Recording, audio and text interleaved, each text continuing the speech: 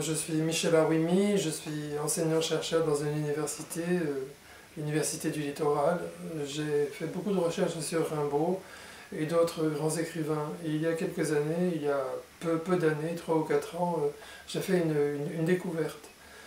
J'ai lu les carnets d'un poète-écrivain totalement inconnu, dont le pseudonyme est Arion Dume, qui a donc publié ses carnets. De 1971 à 2004, je crois.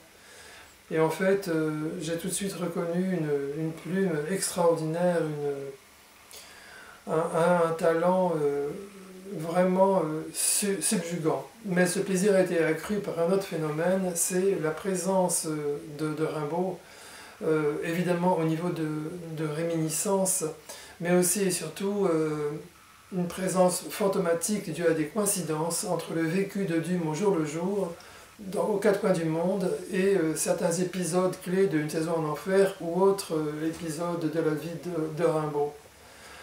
Et en fait, Dume, que j'ai sondé par la suite en le contactant, n'est absolument pas conscient de ce phénomène. Sinon, parfois, dans ses carnets, il lui arrive de dire qu'il se sent hanté ou possédé ou guidé par une main étrange.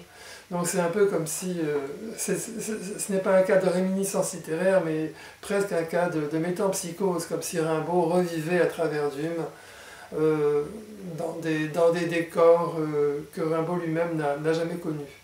Et vraiment les coïncidences sont parfois plus que troublantes.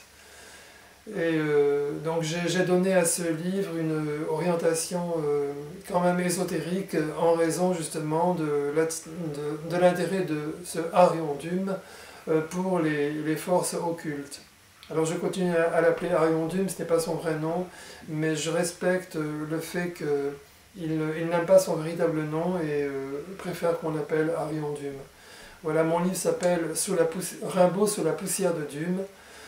Pourquoi la poussière? Parce qu'elle a dans son livre un intérêt symbolique, intéressant justement une certaine idée du multiple et de la totalité.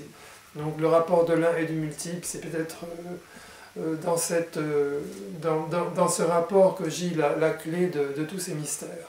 Voilà comment je pourrais présenter mon livre.